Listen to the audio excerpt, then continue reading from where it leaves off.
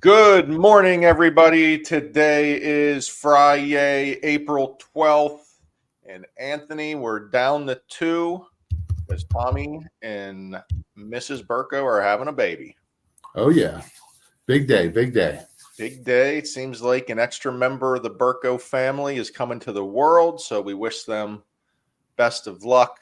Again, if you work with Tom, maybe cut him some slack this weekend. He's having his first child. He may not be able to answer the phone, but I'm sure he's got everything set up on that end. You know, Anthony, you only get your first kid once, right? You only get your first kid once, man. So, and having that first one is always a little nerve-wracking. So it's putting your head through a tailspin. You don't know what's happening. Yeah. So congratulations to the Burkos. Well, I guess not yet. Early congratulations. Hopefully sometime today we get the news. But Anth, this week, I tell you, whatever we think is going to stay the same or whatever you hear these experts saying of the future. I mean, in December, the Fed put out all these predictions for 2024, and it's been all wrong. It's been they a big swing and a miss so far. And the reason is they said they wanted to get to 2% inflation. Inflation is now going back up. And now they're talking no rate cuts or maybe one rate cut. You were the first one to say this a couple weeks ago that I heard that, you were getting the inkling there may not even be any rate cuts this year. And seems like June's out of the water. We're like a 27% chance in the most recent estimate. And again, the Fed said they're not doing anything till inflation gets to 2%. What are we, 3.8% or something like that? Yeah. And we had the worst day for interest rates, as you can see, that big red line earlier this week. And that was a bad day for rates, worst day since 2022. And all the prognosticators who said we were going to be positive in 2024 at this point have not been. Yeah, I mean, it's definitely been the talk over the last, at least 12 months that, rates are going to be into the fives.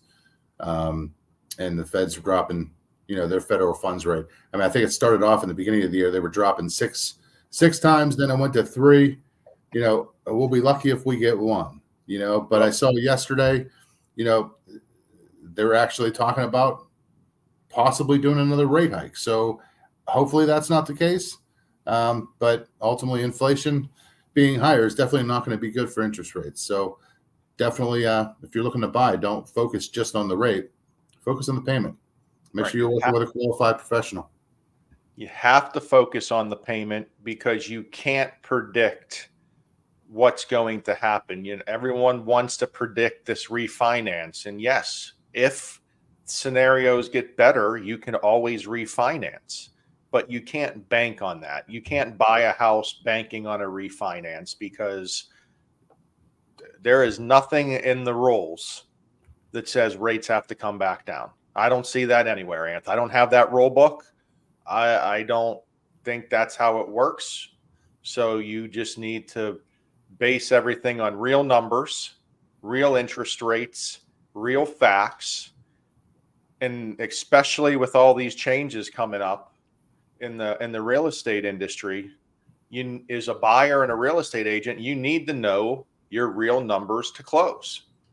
Because if you don't have your real numbers, if you don't know what you're bringing to closing, at this point, every dollar means everything for everyone, right? It's tight for everyone in the world right now. Costs are high. Interest rates are higher than they've been. We want to be able to help buyers the best we can. But you got to get the right numbers, Anthony. You talk to these poor folks that I got pre-approved. Okay, did you get a cost sheet? And they don't even know what a cost sheet is. Right. And yeah, it's sad. It's really sad. It definitely is. I mean, I don't know how. I mean, I know we stress it all the time. Get pre-approved. Our agent partners stress it all the time as well. Don't wait till the last minute to get pre-approved, to review your numbers. You don't know what you can do until you find out where you're at. If you can afford it, then you can buy a house. If you can't afford it, then it might not be the best time. Yeah. And with all that, with all the changes, West Penn Financial adapts. So if you've worked with us every Friday for the last few years, you've got what's called Professor Interest Rate. He was a great guy. He gave you a quick update of where rates were going into the weekend. We loved him. He's been around for years. Unfortunately, Anthony, we're going to have a moment of silence for Professor Interest Rate. Okay, and there it is. So Professor Interest Rate is dying. He may die today. He may die next week. He's dying soon. Coming soon to the real estate agent's emails twice a day, Anth. One in the morning, one at the end of the day.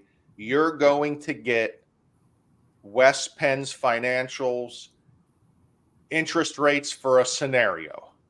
It's going to have a couple options. It's going to show you if there's points or not. It has APRs. These aren't national averages. These aren't someone else's interest rates. This isn't an average of all the mortgage companies in the world. This is West Penn Financial's rates. But again, every buyer has to qualify. Every rate depends on down payment and credit score and whatever else it may be. So this is coming soon. We just wanted to let you know that here it is. We're changing. Everyone needs to know interest rates. They've never been more important. And we want to get this information out to realtors. Yeah, I think it'll be good, right? I mean, hey, the agents asked for it, the clients asked for it, everybody asked for it. So we're giving it. Yes, you still need to get an estimate. You still need to work with one of us, of course. But for informational purposes, we are going to be bringing West Penn Financial interest rates right to you.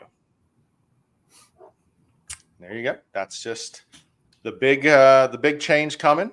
Obviously, we see rates all day, every day. Is seeing interest rates a big deal to us? No, but of course we want to help out our realtor partners and keep them informed the best we can. Yep, solid info. So that's great. What else you got going on this weekend? Anything exciting? Big bullathon tomorrow. Representing West Penn. I forgot about the bullathon. Yeah. How many baskets are you going to win? You know what? I'm going to try to win as many as possible. People get upset when I win, but I do buy a ton of tickets, so it's for charity. So you gotta put it out there, Yep. And, hey, if I win a basket, I'll probably give it away.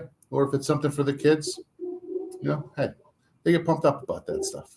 Yeah, for sure. For sure. Well, enjoy yourself at the bullathon, win some baskets, get some strikes, donate some money, and we'll see you guys Tuesday. All right, see you around. Later.